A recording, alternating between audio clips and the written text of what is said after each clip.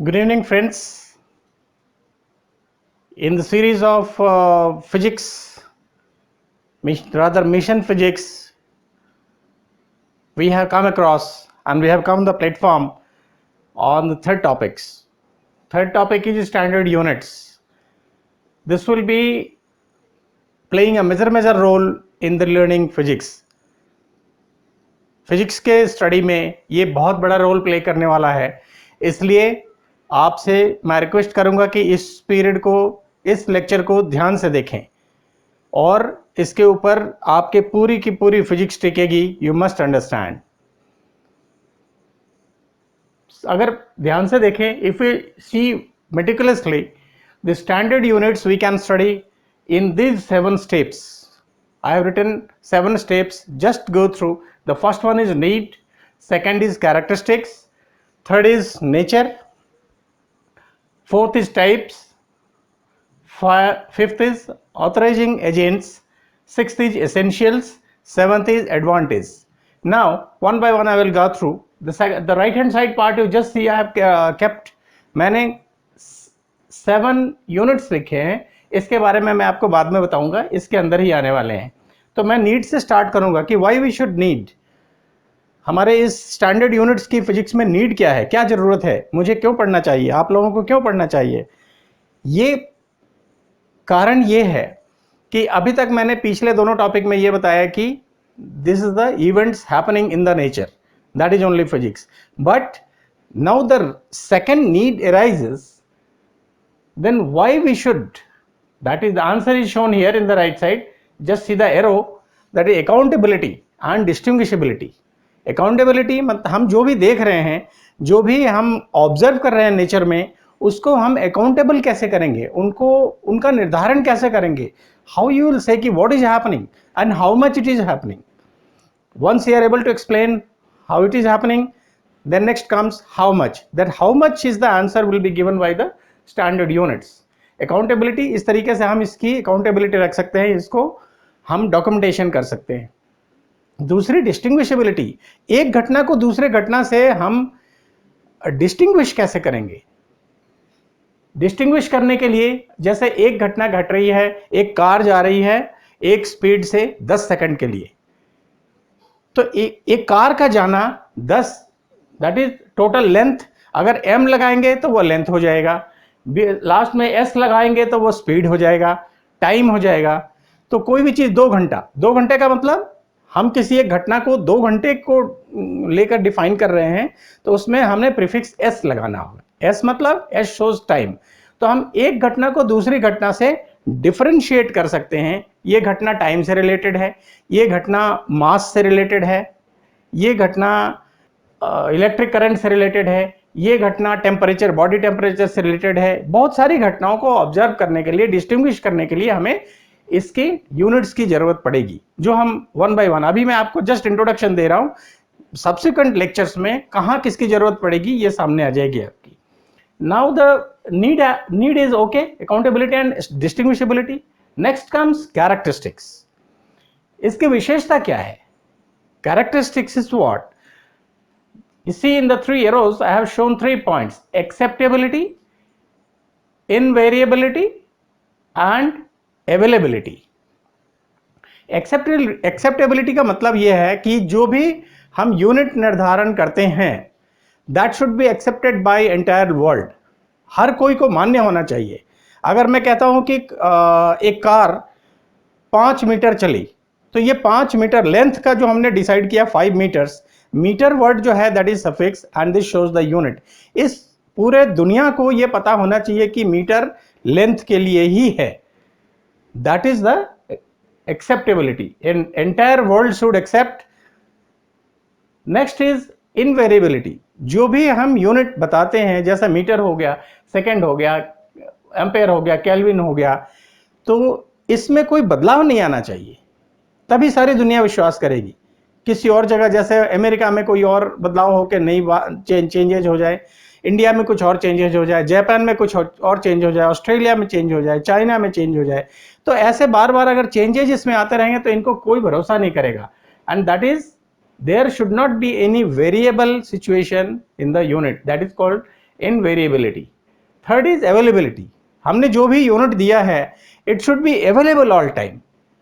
मान लिया हमारे इंडिया में अवेलेबल है, चाइना में 1 kg का वेट एग्जाम्पल ले लीजिए, एक बनिए के पास आप जाओ, 1 kg आइटम आपने मांगा, केजी का एक बाट होता है, आप सबने देखा होगा।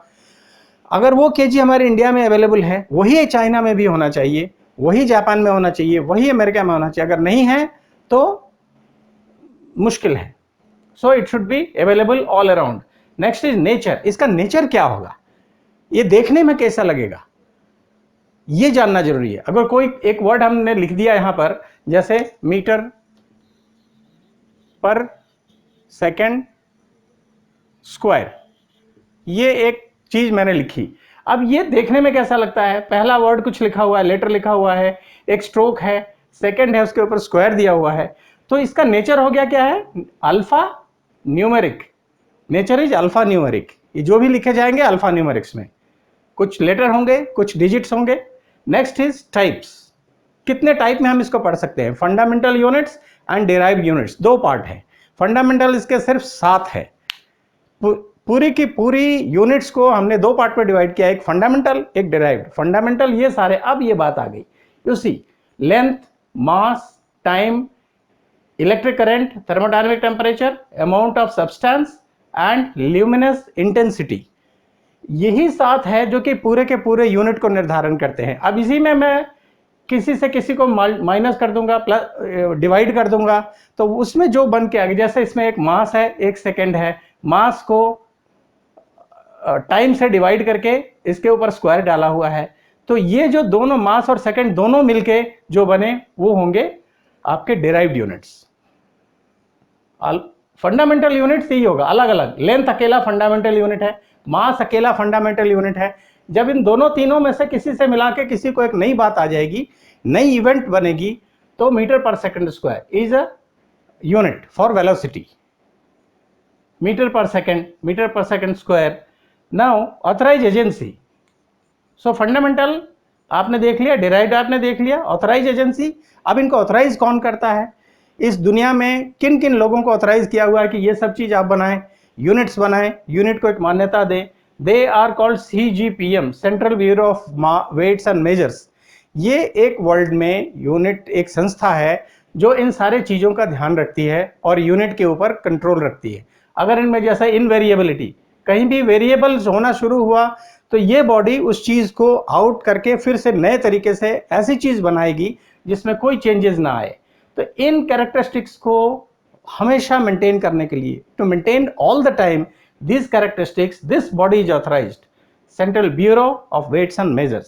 Next comes essentials. Standard units पढ़ने के लिए हमें कौन कौन सी चीजें एसेंशियल हैं, एसेंशियल में पहले उनका डेफिनेशन होना चाहिए, we should know.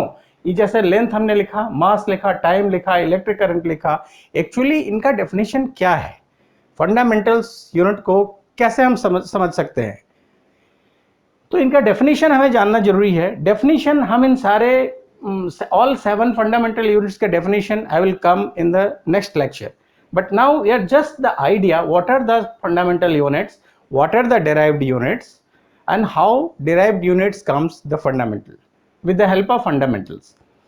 Now SI prefixes जब हम तैयार कर लेंगे यूनिट्स को, तो उस यूनिट को कुछ छोटा कुछ बड़ा करने की जरूरत पड़ेगी। मैं यहां आपको दिखाना चाहता हूं, छोटा बड़ा करने के लिए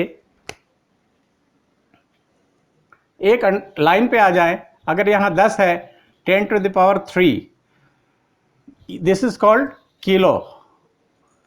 तो अगर मैं बोलूं 5 kg, तो 5 kg लिखें या 5 into 10 to the power 3 लिखें, मतलब ये बराबर है 10 to the power 3 मतलब 10 के ऊपर 3 zero, 5000 gram, this is gram, this is KG. तो ये डिफरेंस देखिए आप, इसको हम बढ़ाते जा रहे हैं बड़े यूनिट में।